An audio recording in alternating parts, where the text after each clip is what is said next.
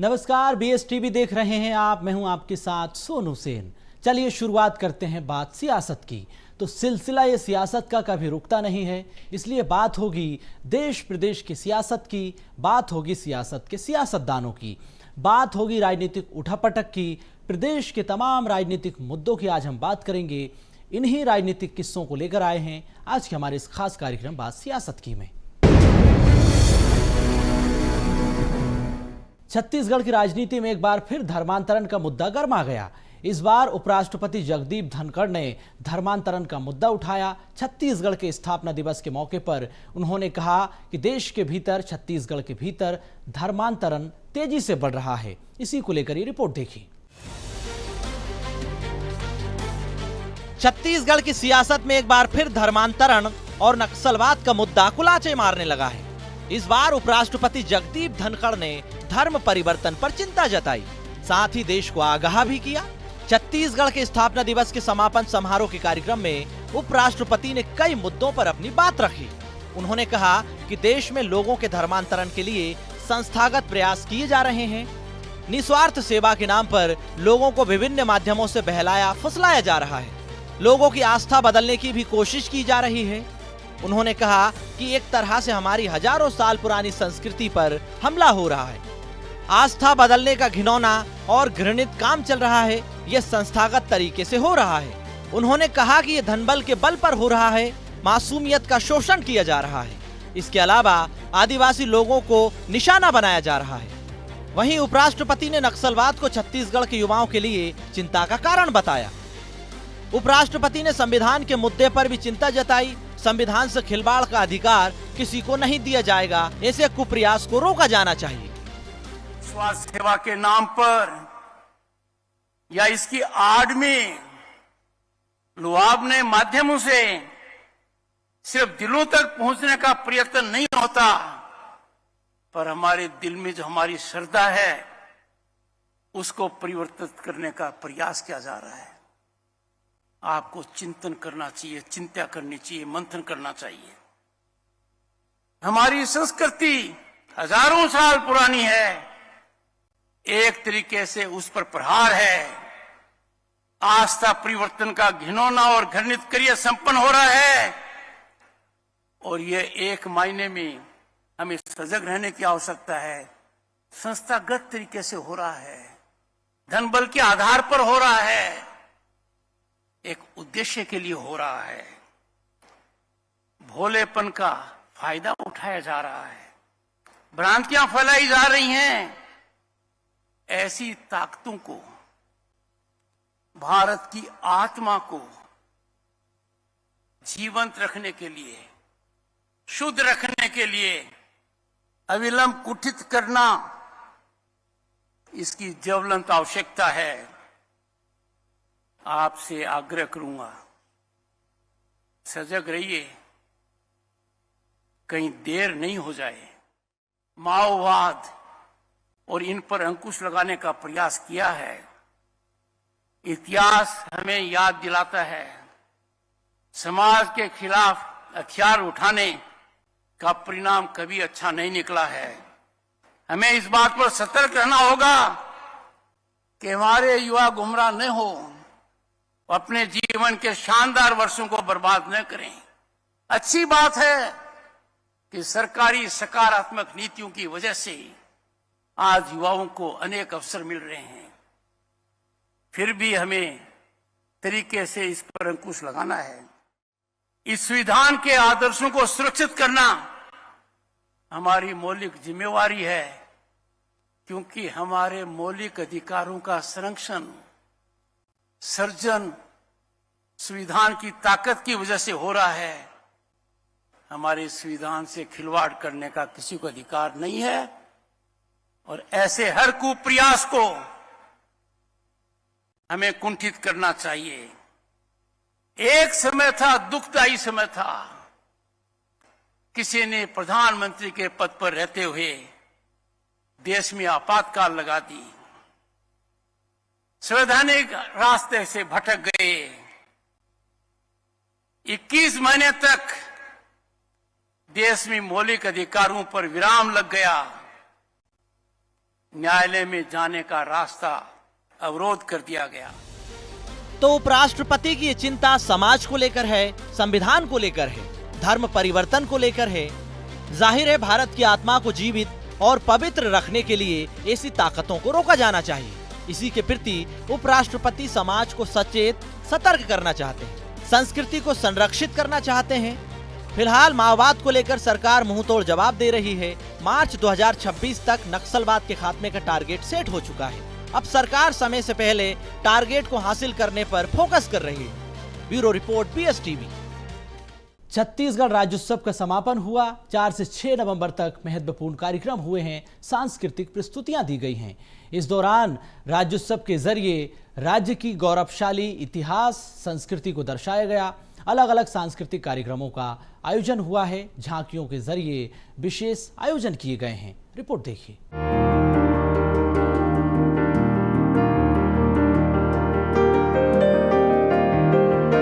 अलंकरण समारोह के साथ छत्तीसगढ़ में 3 दिन तक चले भव्य राज्योत्सव का समापन हो गया। 4 से 6 नवंबर तक चले जश्न राज्योत्सव के जरिए राज्य के गौरवशाली इतिहास और संस्कृति को प्रदर्शित करने के लिए अलग अलग सांस्कृतिक कार्यक्रम, झांकियां और विशेष आयोजन किए गए। नवा रायपुर मेला ग्राउंड में राज्योत्सव का भव्य कार्यक्रम आयोजित हुआ। पहले दिन मुख्यमंत्री मोहन यादव रहे अतिथि। MP के CM मोहन यादव ने किया कार्यक्रम का आगाज। CM मोहन यादव ने बजाए नगाड़े। बॉलीवुड सिंगर शान ने दी प्रस्तुति। राज्यपाल रमन डेका रहे अतिथि। बॉलीवुड सिंगर नीति मोहन ने दी प्रस्तुति। ख्याति प्राप्त कलाकारों की रंगारंग प्रस्तुति। प्रकृति के साथ संतुलन बनाए रखने हुए छत्तीसगढ़ को विकास पथ पर सतत आगे बढ़ाने वाला मैं मुख्यमंत्री श्री विष्णुदेव साय को प्रशंसा करता हूं और उन्हें बधाई देता हूं। हमारा उद्देश्य सिर्फ आर्थिक विकास नहीं बल्कि समग्र विकास है, जिससे हर नागरिक का उत्थान हो सके। प्रधानमंत्री श्री नरेंद्र मोदी जी की विकसित भारत 2047 की संकल्पता को हमें सबके साकार करना है। इससे हर नागरिक, हर युवा पूरे उत्साह से योगदान दे रहे हैं।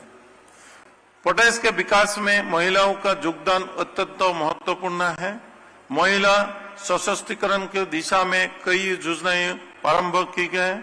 महिलाओं को समाज में सम्मानजनक स्थान दिलाने के लिए महतारी बंधन योजना जैसे अभिनव योजनाएं संचालित हो रही है। उपराष्ट्रपति जगदीप धनखड़ रहे मुख्य अतिथि। अलंकरण समारोह का आयोजन। 36 विभूतियों को किया गया सम्मानित। प्लेबैक सिंगर पवनदीप और अरुणिता ने दी प्रस्तुति।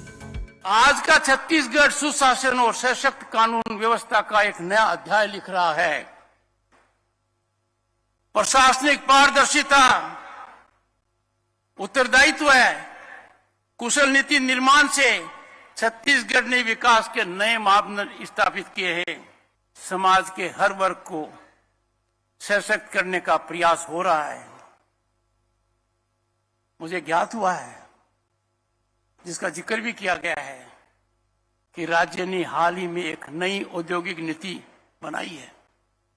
समावेशी विकास के लिए कई कदम उठाएंगे। देश पर नजर डालें तो छत्तीसगढ़ की प्राकृतिक संपदा, आप कितने धनी हैं। उद्यम एवं साहस से संचित युवा संपदा से संपन्न है। अनेक संभावनाएं हैं। सभी की आकांक्षाएं पूरी हो सकती हैं। आपने एक बहुत बड़ी मिसाल कायम की है माननीय मुख्यमंत्री जी। आपने पड़ोसी राज्य के मुख्यमंत्री को बुलाकर एक बड़ा मापदंड हासिल किया है। मध्य प्रदेश के मुख्यमंत्री यहां मुख्य अतिथि के रूप में जब उद्घाटन करते हैं तो हमें याद आता है कि अटल जी ने जो कारीगरी की उसमें कहीं दर्द नहीं था, भाईपन था, भाईचारा था। राज्योत्सव के दौरान छत्तीसगढ़ शासन के सभी विभागों ने राज्योत्सव स्थल पर भव्य और आकर्षक प्रदर्शनी भी लगाई। यहाँ शिल्पग्राम भी बनाया गया। इसके अलावा कार्यक्रम में फूड कोर्ट और मीना बाजार भी आम लोगों के लिए आकर्षण का केंद्र रहे। आम जनता के लिए 3 दिन तक बस की विशेष सुविधा भी मुहैया कराई गई। अवसर अपनी आगे की यात्रा के बारे में बात करने का अवसर है। विकास की नई ऊंचाइयों को छूने का संकल्प लेने का अवसर है। वर्ष 2000 में जब छत्तीसगढ़ राज्य बना तब यहाँ प्रति व्यक्ति आय मात्र 10,484 रुपये थी। अब यह बढ़कर 1,47,361 रुपये हो गई है। राज्य में मात्र 1,360 मेगावाट बिजली का उत्पादन होता था, जो अब बढ़कर 2,989 मेगावाट हो गई है। छत्तीसगढ़ का 24वां स्थापना दिवस बेहद खास रहा। हर दिन एक अलग रंग, अलग छटा देखने को मिली। जहां पहले दिन मध्य प्रदेश छत्तीसगढ़ की भाईचारे वाली जुगलबंदी चर्चा का विषय रही, तो दूसरे दिन ख्याति प्राप्त और बॉलीवुड कलाकारों की प्रस्तुति ने जश्न में 4 चांद लगा दिए। तीसरे दिन अलग अलग विधाओं में उत्कृष्ट कार्य करने वाली राज्य की 36 विभूतियों को उपराष्ट्रपति ने सम्मानित किया। Bureau report, BSTV।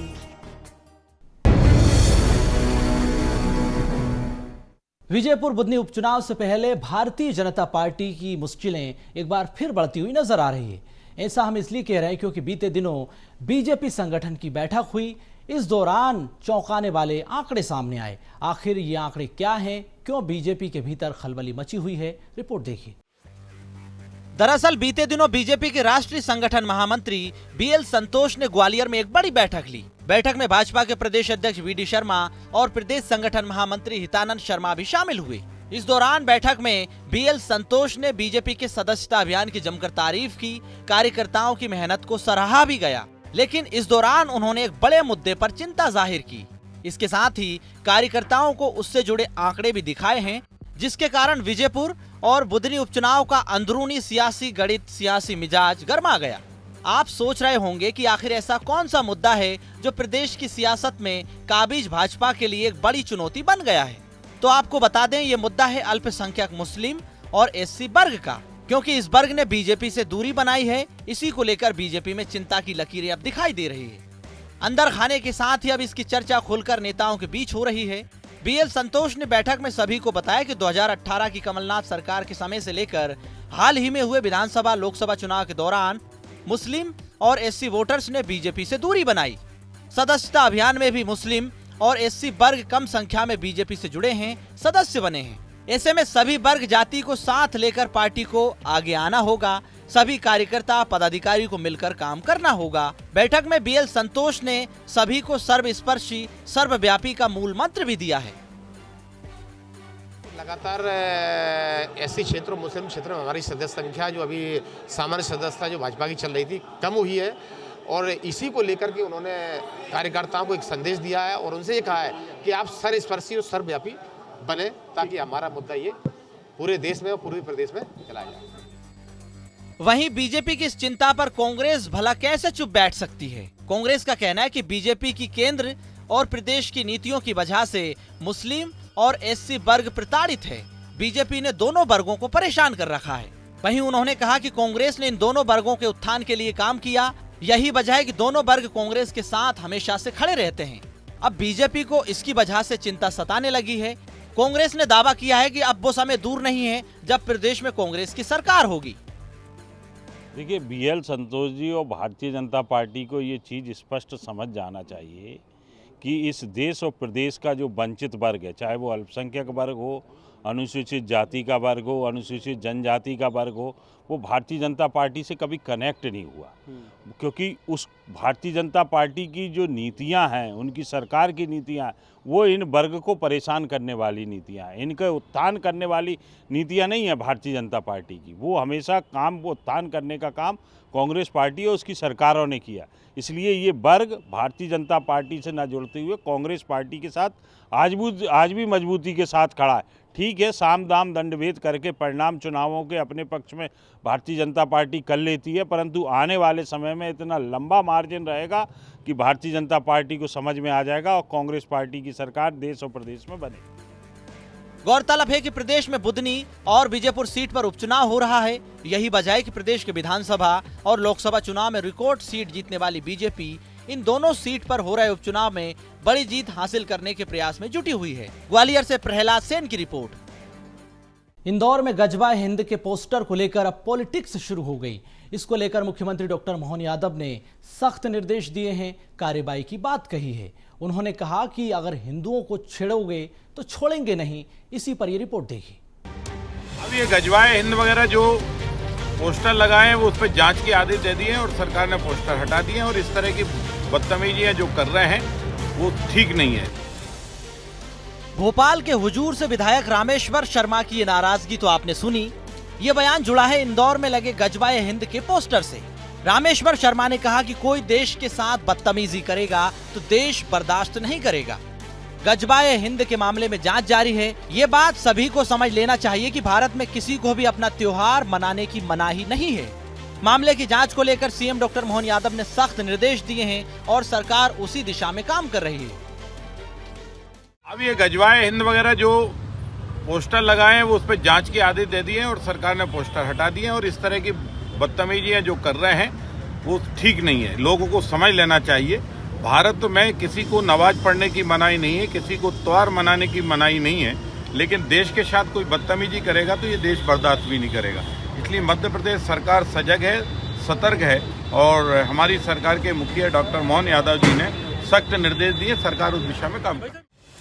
तो जैसा कि रामेश्वर शर्मा कह रहे हैं कि इस मामले में सीएम ने जांच के निर्देश दिए हैं, तो आइए आपको सुनाते हैं कि सीएम डॉक्टर मोहन यादव ने इस मामले को किस तरह गंभीरता से लिया और उसे लेकर क्या निर्देश दिए हैं।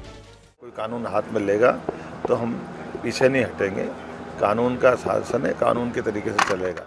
हमने कभी किसी को दबाया नहीं, हमने कभी किसी को डराया नहीं, लेकिन कोई डराए हमको ये कभी मंजूर भी नहीं है। दुनिया में हिंदू किसी को छेड़ेगा नहीं, लेकिन हिंदुओं को कोई छेड़े तो फिर किसी को छोड़ेंगे भी नहीं। ये वर्तमान के समय में सनातन संस्कृति का अपना मूल स्वभाव है, जियो और जीने दो।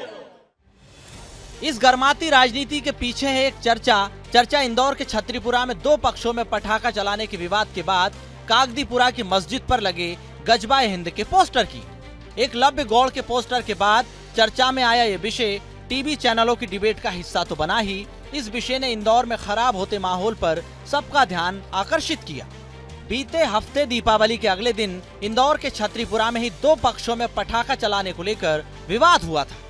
पत्थरबाजी हुई, गाड़ियों में तोड़फोड़ की गई, आगजनी भी की गई। वहीं पुलिस हरकत में आई और 14 लोगों पर मामला दर्ज कर लिया। कुछ एक गिरफ्तारियां भी हुई। छतरीपुरा का मामला शांत भी नहीं हुआ था कि इंदौर शहर के ही कागदीपुरा में एक मस्जिद पर लगे पोस्टर से हंगामा मच गया। पोस्टर पर गजबाए हिंद का संदेश भी लिखा हुआ था, जिस पर इंदौर की विधायक मालिनी गौड़ के बेटे एकलव्य गौड़ ने आपत्ति दर्ज कराई। देखिए, कुछ कार्यकर्ताओं ने मुझे बताया कि वहाँ पर इस तरह का कोई आपत्तिजनक पोस्टर लगा है एक मस्जिद में, और उसमें दर्शाया गया था कि दो सेनाएं लड़ रही हैं और सामने वाली जो सेना उसमें भगवा झंडे दिखाई दे रहे हैं। तो जब हमने उसको बारीकी से देखा तो पाया कि एक छुपा हुआ संदेश है इसके पीछे, और वो सीधा सीधा गजबाए हिंद को इंगित करता हुआ है। और जब हमने लोगों से बात की, उस पर आपत्ति ली, तो फिर इस प्रकार की बातें आई कि वो करबला के युद्ध का सीन है और ऐसा वैसा। तो मैंने आपत्ति उठी, उसमें भगवा झंडे का क्या काम है। पर इसमें एक मुझे लगता है एक सीक्रेट मैसेज है, सीधा सीधा एक अपने लोगों को इंगित करना और गजबाए हिंद की तरफ उनको प्रेरित करना। क्योंकि अगर करबला का दृश्य है या अन्य कोई विषय है तो उसमें भगवा झंडे कहाँ से आ गए? भगवा झंडे लगाने का क्या औचित्य है? हमारा प्रश्न ये था, हमारी आपत्ति इस बात पर थी, आपको लगाना है, आप अपने जो भी सिंबल लगाना है लगाएं, और युद्ध का सीन क्यों लगाना, क्यों किसी एक कम्युनिटी को उकसाना, भड़काना, क्यों? एक तरह से भड़काऊ पोस्टर है वो, तो हमने उस पर। हालांकि पुलिस के एक्शन लेने से पहले ही पोस्टर हटा लिया गया और सफाई दी गई कि मुहर्रम के वक्त इस तरह के पोस्टर लगते हैं तो इनका किसी धर्म से कोई लेना देना नहीं है। आपने पोस्टर में देखा होगा कुछ महिला बच्चे सामने खड़े हैं और सामने कुछ लोग हैं जो हथियार लेके खड़े हुए हैं, तो वो आतंकवादियों के विरोध के लिए लगाया गया। आज से 1400 साल पहले करबला की जंग हुई थी इराक करबला में, जहाँ पर इमाम हुसैन के परिवार को शहीद कर दिया गया था, तो वो उनके परिवार के लोग हैं, इसलिए वो पोस्टर लगाया गया, ना कि कोई आतंकवाद को बढ़ावा या इसलिए किसी धर्म विशेष को टारगेट किया गया, उसमें ऐसा कुछ भी नहीं है। हालांकि इस बीच कैलाश विजयवर्गीय का एक बयान भी सामने आया था जिसमें वो कह रहे थे कि इंदौर का माहौल खराब करने वालों को उल्टा टांग दिया जाएगा। पहले ये बयान गजबाए हिंद के पोस्टर से जोड़कर देखा जा रहा था, हालांकि ये था छतरीपुरा में हुई हिंसा की घटना से जुड़ा हुआ। मैं अभी देख रहा हूँ प्रशासन काफ़ी सक्रिय है और प्रशासन कार्रवाई करेगा, और यदि इसमें सही चेहरे आइडेंटिफाई नहीं हुए तो फिर मैं भी देखूंगा कि इंदौर में कौन अशांति फैलाता है। तो मेरे हाथ लग गया ना तो उल्टा लटका के शहर में घुमाऊंगा मैं। इस शहर में कोई अशांति नहीं फैला सकता। राजनेताओं के ये बयान सियासी रूप से कितने जरूरी हैं या नहीं, इसकी तस्दीक तो आप खुद कीजिए, लेकिन सवाल तो यही है कि माहौल खराब कौन कर रहा है और क्यों कर रहा है। इंदौर समेत पूरा मध्य प्रदेश हमेशा से ही शांति का टापू माना जाता है और यहाँ पर सभी धर्मों के साथ मिलकर रहने की तमाम मिसालें हमेशा से बनती आई हैं। ऐसे में देश के सबसे साफ शहर की आबोहवा खराब करने की कोशिश कौन कर रहा है, इसके पीछे के तत्वों पर नजर रखना बेहद जरूरी है। बहरहाल ये मुद्दा फिलहाल राजनीतिक गलियारों में और किन किन नेताओं को खींच कर लाता है, इस पर हमारी नजर बनी हुई है, आप भी नजर बनाए रखिएगा। Bureau report BSTV। बात सियासत में इतना ही, मुझे दीजिए इजाजत। आप देखते रहिए BSTV। नमस्कार।